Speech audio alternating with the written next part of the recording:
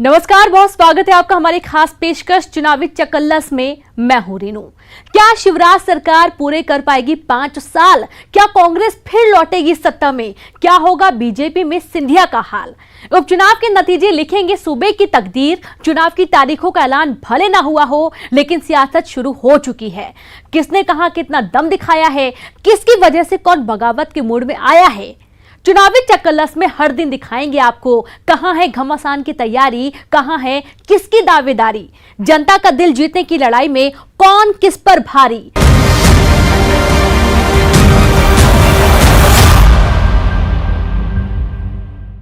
ग्वालियर चंबल की 16 सीटों पर मुद्दा इलाके के विकास का होगा या दलों की सियासत का? कांग्रेस यहां बिकाऊ नहीं, टिकाऊ के नारे पर चुनाव लड़ने की तैयारी कर रही है। उधर बीजेपी की दलील भी दिलचस्प कि कांग्रेस के पास तो उम्मीदवारों का टोटा है। कैबिनेट मंत्री इमरती देवी का कहना है कि कांग्रेस को तो उम्मीदवार भी ढूंढे नहीं मिल रहे। एक रिपोर्ट देखिए।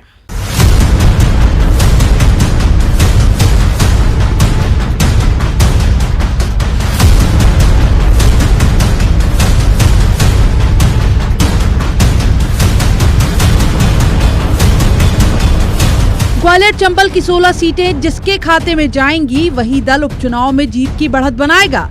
लिहाजा जोर भी इन्हीं 16 सीटों पर है। कांग्रेस इन 16 सीटों पर बिकाऊ नहीं है, टिकाऊ के साथ वोटर के बीच ये माहौल बनाने की कोशिश कर रही है कि ऐसे नेता को क्यों चुनना जो जनता के जनादेश का अपमान करे। ग्वालियर उपचुनाव के प्रभारी पीसी शर्मा के मुताबिक कांग्रेस कमलनाथ सरकार के 1.5 साल के विकास कार्यों को लेकर जनता के बीच जाएगी और दल बदल करने वालों की हकीकत भी जनता को बताएगी। भारतीय जनता पार्टी ने जो खरीद फरोख्त की है, बिकाऊ माल हो जा चुका है। अब कांग्रेस का जो टिकाऊ कार्यकर्ता है वो ये चुनाव लड़ेगा और कमलनाथ जी के नेतृत्व में जिन्होंने 15 महीने तक बहुत अच्छा काम किया इस प्रदेश के अंदर, कांग्रेस की जीत सभी सीटों पे होगी। हालांकि बीजेपी भी पलटवार करने में देर नहीं लगा रही। कांग्रेस छोड़कर बीजेपी में आए नेता पलटवार में कांग्रेस के सामने ही सवाल खड़े कर रहे हैं कि कांग्रेस के सामने तो अभी सबसे बड़ा संकट ये कि चुनाव मैदान में उतारें किसे। अभी तक तो पार्टी के पास 27 सीटों पर चुनाव मैदान में उतारने उम्मीदवार ही नहीं है। पार्टी बीएसपी नेताओं को अपने पाले में लाकर चुनाव लड़वाने की कोशिश कर रही है। ये बात वो जो कह रहे हैं ना, पता नहीं, वो भी तो खरीद रहे हैं ना किसी को। कल को बीएसपी में से खरीद रहे हैं, कल को बीजेपी में से बीजेपी वाले को बुला रहे हैं, कल को बुला रहे हैं। वो कौन से अपने स्थायी कांग्रेसियों को टिकट दे रहे हैं? क्या करेरा में वो अपने कांग्रेसी को टिकट दे रहे हैं, किसी को डबरा में अपने कांग्रेसी को टिकट दे रहे, कभी बीएसपी की तलाश रहे, कभी बीजेपी तलाश रहे। उनसे पूछो ना ये बात के दूसरे पे जो कस रहे होगा, वो अपनी खुद की तो देखो, तुम किसको टिकट देने जा रहे हैं? हमने तो पार्टी बदली है, हम पार्टी जिस पार्टी बदली उस पार्टी में आए, उसमें चुनाव लड़ेंगे। लेकिन तुम कौन से दिग्विजय सिंह अपनी पार्टी किनको टिकट देना, जिसने अपनी पूरी जिंदगी कांग्रेस में निकाली है? क्यों बीएसपी और कांग्रेस वालों को, बीजेपी वालों को तलाश कर ले जा रहे हैं? अब एक बार ग्वालियर चंबल का सियासी गणित भी समझ लीजिए। 2018 के विधानसभा चुनाव में ग्वालियर चंबल की 34 सीटों पर कांग्रेस ने सबसे ज्यादा 26 सीटों पर जीत दर्ज की थी। बीजेपी का दायरा 7 सीटों पर सिमट गया। बीएसपी का प्रभाव होने के बावजूद पार्टी को 1 सीट पर ही संतोष करना पड़ा। 2020 में उपचुनाव की जो तस्वीर है उसमें ग्वालियर चंबल की कुल 34 सीटों में से 26 से खिसक कर केवल 10 सीटें फिलहाल कांग्रेस के पास रह गई हैं। बीजेपी का आंकड़ा 7 सीटों पर बरकरार है। बीएसपी के पास 1 सीट है और 16 सीटें फिलहाल खाली हैं। तो इस बार क्या असर दिखाएगा बिकाऊ और टिकाऊ का ये नारे असर दिखाते हैं क्या? इतिहास देखें तो 2003 में मिस्टर बंटाधार को हटाओ बीजेपी को जिताओ, इस नारे की बदौलत कांग्रेस के 10 वर्ष की सत्ता का सफाया हुआ था और कमल ने कमाल कर दिया था। क्या उपचुनाव में बिकाऊ नहीं टिकाऊ का नारा कांग्रेस के लिए सत्ता की वापसी का पुल बना पाएगा? बाकी बीजेपी को भरोसा है कि जनता के बीच जाने उनके पास दमदार उम्मीदवार भी हैं और सत्ता का लंबा तजुर्बा भी। विधायक बनने से पहले मंत्री बन गए नेता इलाकों में विकास की जो गंगा बहा रहे हैं उसके भी तो नतीजे आएंगे। ग्वालियर में सुशील कौशिक के साथ bureau report, news 18 Madhya Pradesh Chhattisgarh. वर्तमान सियासी हालातों में कांग्रेस हर दिन, हर त्योहार, हर इवेंट को मौके की तरह ले रही है और 15 अगस्त यानी कि स्वतंत्रता दिवस को भी एमपी कांग्रेस जनता से संवाद का जरिया बनाने की तैयारी में है। कांग्रेस ने इसके लिए लोकतंत्र बचाओ जनसंवाद नाम से अभियान की तैयारी भी शुरू कर दी है।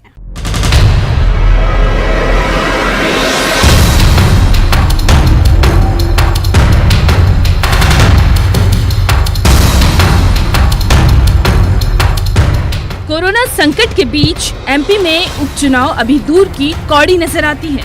इसके बावजूद कांग्रेस बीजेपी दोनों पूरा जोर लगा रहे हैं। जहां स्वतंत्रता दिवस के मौके पर कांग्रेस 27 विधानसभा सीटों पर सोशल मीडिया के जरिए जनसंवाद की तैयारी में है। कांग्रेस की कोशिश है लोकतंत्र बचाओ जनसंवाद के माध्यम से दल बदल जैसे मुद्दे जीवित रखे जाएं। वोटर को बताया जाए कैसे उसकी वोट का अपमान किया गया। पीसीसी चीफ कमलनाथ का संदेश भी जिला इकाइयों के अलावा लोगों तक पहुंचाने की तैयारी है ताकि जनता की सहानुभूति बटोरी जा सके। 15 अगस्त को तो सीधे कार्यक्रम होंगे। प्रदेश कांग्रेस कमेटी में कार्यालय पर कमलनाथ जी ध्वजवंदन करेंगे। जिला कांग्रेस कमेटियां भी अपने अपने जिलों में जहां उनके कार्यालय है वहां ध्वजवंदन करेंगी। और जैसा मैंने पूर्व में कहा कि इन सब कार्यक्रमों में कोरोना काल के जो निर्देश हैं उसका पूरी तरह पालन किया जाए। मौका 15 अगस्त का है, लेकिन कोरोना काल में जनता से सीधे संवाद मुमकिन नहीं, सो कांग्रेस संदेश से ही संवाद करेगी। लेकिन कांग्रेस के इस लोकतंत्र बचाओ अभियान पर बीजेपी हमलावर है। बीजेपी नेता कहते हैं कांग्रेस के 15 महीने के कार्यकाल में पूरे प्रदेश में विकास थम गया था और अपने क्षेत्र के विकास के लिए कांग्रेस विधायकों ने कांग्रेस को ही अलविदा कह दिया। बीजेपी कहती है कि कांग्रेस लोकतंत्र बचाओ जनसंवाद की जगह कांग्रेस विधायक बचाओ अभियान चलाती तो ज्यादा बेहतर होता। उन्होंने वादा नहीं पूरा किया, इसलिए प्रद्युम्न जी हमारे भाजपा में आए, भारतीय जनता पार्टी में आकर के जैसे ही आए हैं वैसे ही 436 करोड़ की परियोजना 41,000 एकड़ सिंचित जो भूमि करेगी उसका भूमि पूजन करने के लिए जैसे ही कोविड थोड़ा सा खत्म होता है वैसे सीएम साहब जाएंगे। तो इस कारण से वो लोग भगते चले आ रहे हैं, जो भी कांग्रेस के हैं इसी कारण भग रहे हैं, क्योंकि कांग्रेस से ही परेशान है। आपने देखा कमलनाथ जी ने जो कहा है, जैसे उन्होंने कहा कि हम कर्जा माफ़ करेंगे। आप देख लीजिए मेरे यहाँ पे 7 ऐसे समिति प्रबंधक हैं जिनके ऊपर एफआईआर दर्ज हुई है, क्योंकि कर्जा जिस किसान ने लिया नहीं था उसके भी पैसे निकाल कर ये खा गए हैं। जिसके नाम पे भूमि ही नहीं है उसका कर्जा निकाल के खा गए हैं। अब क्या घोषणा करेंगे? भले ही अभी उपचुनाव की तारीखों का ऐलान न हुआ हो, जल्द चुनाव होने की संभावनाएं भी नजर नहीं आ रही है, लेकिन कांग्रेस जनता की मेमोरी से एमपी में पिछले महीने में हुई सियासी उठापटक को डिलीट नहीं होने देना चाहती। उपचुनाव के लिहाज से कार्यकर्ता को भी सक्रिय रहने का पार्टी का ये तरीका नजर आता है। मतलब ये कि अगर जल्द उपचुनाव होते हैं उस दौरान तो पार्टी इन मसलों को भुनाएगी ही, और अगर चुनाव में देरी भी होती है तब तक के लिए भी जनता के बीच कांग्रेस की सत्ता से बेदखली, विधायकों का दल बदल जिंदा रखा जाए। भोपाल से अनुराग श्रीवास्तव के साथ bureau report, news 18 Madhya Pradesh Chhattisgarh.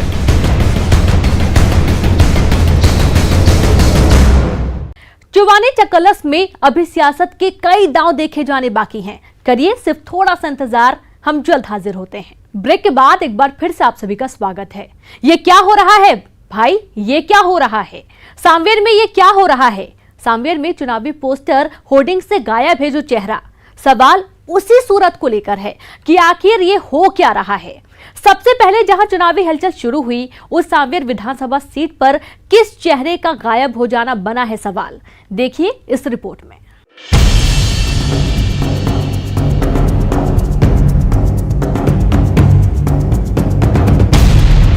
प्रदेश की 27 विधानसभा सीटों में से सांवेर अकेली ऐसी सीट है जो सबसे पहले चुनाव मोड में आई। इसमें सिलावट की सक्रियता तो थी ही, लेकिन बीजेपी के भी बाकी तमाम नेताओं ने यहां बिल्कुल समय से मोर्चा संभाल लिया था। घर घर तुलसी अभियान के साथ सबसे पहले यहां बीजेपी ने चुनावी माहौल बनाने की कोशिश की, लेकिन सांवेर में ही लगा ये पोस्टर इन दिनों सवाल बना हुआ है। अयोध्या में राम मंदिर निर्माण के भूमि पूजन को लेकर लगाए गए होर्डिंग में सांसद शंकर लालवानी के साथ जिला अध्यक्ष राजेश सोनकर तक बीजेपी के तमाम नेता मौजूद हैं, लेकिन जिनकी मौजूदगी होनी चाहिए, सांवेर विधानसभा सीट के प्रभारी रमेश मेंदोला की फोटो होर्डिंग से गायब है। ये मेंदोला को मंत्री पद न मिलने की नाराजगी है या कुछ और? करे थे जिस फ्लेक्स के बारे में आप बात कर रहे हैं, उस फ्लेक्स को भी रमेश मेंदोला जी ने तय करा है। आप इस तरह की राजनीतिक कयासबाजियां और शगुफे चलते रहते हैं, पर जो पोस्टर तय करा गया था, जो फ्लेक्स सांवेर में राम जन्मभूमि का लगाया है, उसमें जिन फोटोओं का चयन करा गया था वो रमेश मेंदोला जी के द्वारा ही करा गया है और उन्होंने स्वयं का फोटो नहीं दिया। हमारे यहाँ परंपरा भी नहीं है कि चुनाव के प्रभारी का फोटो दिया जाए। हालांकि विधायक आकाश विजयवर्गीय का कहना है कि नाराजगी कहीं नहीं है। रमेश मेंदोला ने ही पूरी सांवेर सीट पर पिछले दिनों 5 लाख लड्डू बंटवाए हैं। मेंदोला पूरे तन मन से मंत्री तुलसी सिलावट के चुनाव प्रचार में जुटे हुए हैं। सबसे ज़्यादा मेहनत यदि कोई व्यक्ति कर रहा है इस सांवेर चुनाव में तो वो रमेश मेंदोला जी हैं। उनके नेतृत्व में सांवेर का जो स्थानीय कार्यकर्ता है, हर वर्ग का कार्यकर्ता, हर व्यक्ति से जुड़ा हुआ कार्यकर्ता लगा हुआ है और मुझे तो ऐसा लगता है कि सांवेर विधानसभा ऐतिहासिक वोटों से जीतेंगे। जितना पिछली बार जीते थे तुलसी सिलावट जी, उससे कम 10 गुना वोटों से सांवेर विधानसभा। इधर होर्डिंग से गायब हुई रमेश मेंदोला की तस्वीर ने कांग्रेस को भी मौका दे दिया। कांग्रेस कह रही है कि होर्डिंग से सांवेर सीट के प्रभारी की तस्वीर का गायब हो जाना कोई भूल नहीं है। ये संकेत है कि बीजेपी में गुटबाजी चरम पर है। पार्टी के वरिष्ठ नेता इस तरह दरकिनार किए जा रहे हैं। घमासान प्रारंभ हो चुका है भाजपा में। इसका उदाहरण आप सब जगह, चाहे वो हाटपिपलिया हो, चाहे वो सांवेर हो, चाहे आप रमेश जी की बात कर रहे हैं, उनको भी दुख लगेगा। और हमें भी लग रहा है कि इंदौर में हमें मंत्री क्यों नहीं दिया, इंदौर मंत्रियों से मुक्त क्यों है भाई। हमको भी सरकार में मंत्री चाहिए था, चाहे भाजपा से मिलता, चाहे रमेश मेंदोला बनता, महेंद्र हार्डिया बनते। 4 बार के विधायक हैं, बहुमत से इतने मतों से जीते हैं, तो उनको ना मंत्री बनाया ना कुछ किया और बोल रहे हैं सांवेर जिताओ। राजेश सोनकर की सीट है, हर जगह लोग वहाँ पर प्रतीक्षा कर रहे थे। बरसों लोग की तपस्या हो जाती है, 20 वर्ष तपस्या करते हैं, तब दिन आता है चुनाव का। और उनके चुनाव पर जो कांग्रेस से गए हुए जो लोग हैं, जो गद्दार लोग हैं, उन्होंने कब्जा जमा लिया है और अपने साथ 100-200 लोगों को और जो लेके गए हैं, कहीं जगह खाली नहीं है। चाहे आप बदनावर को देख लीजिए, चाहे भंवर सिंह शेखावत को देख लीजिए, उन्होंने कहा मैं काम नहीं करूंगा। ऐसे बहुत सारे लोग हैं जो भाजपा को बताएंगे, उनकी जगह याद दिलाएंगे। इसमें दो राय नहीं कि रिकॉर्ड मतों से चुनाव जीते रमेश मेंदोला को इस बार कैबिनेट में जगह मिलने की पूरी उम्मीद थी, लेकिन बैनर होर्डिंग से उनकी तस्वीरों का गायब हो जाना वाकई उनकी नाराजगी है या कुछ और। वैसे सिलावट ये अच्छी तरह जानते हैं कि सांवेर में सबकी साथ बेहद जरूरी है। इंदौर में अरुण त्रिवेदी के साथ bureau report, news 18 Madhya Pradesh, Chhattisgarh. सावन के महीने ने विदाई ले ली है, लेकिन एमपी की सियासत में आरोपों की झड़ी लग गई है और बयानों की तेज बौछारें भी आ रही हैं। गुना में आखिर किस सियासी पार्टी पर मंडरा रहे हैं संकट के बादल? क्या कांग्रेस के घर में शुरू हो गई है महाभारत? लक्ष्मण सिंह दावा कर रहे हैं मजबूत संगठन हम बनाएंगे, लेकिन गुना में जो हुआ वो सवाल खड़े कर रहा है। कांग्रेस के घर में ये क्या हो रहा है, आप भी देखिए गुना में अतश्री आरोप कथा।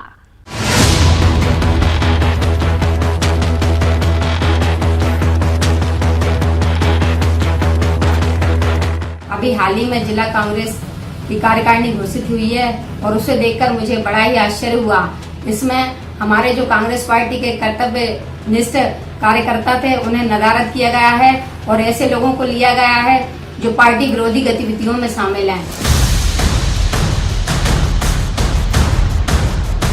हमने अपना संगठन खड़ा कर लिया है और हमारी तैयारी भी चल रही है और उपचुनाव में हम जीतेंगे।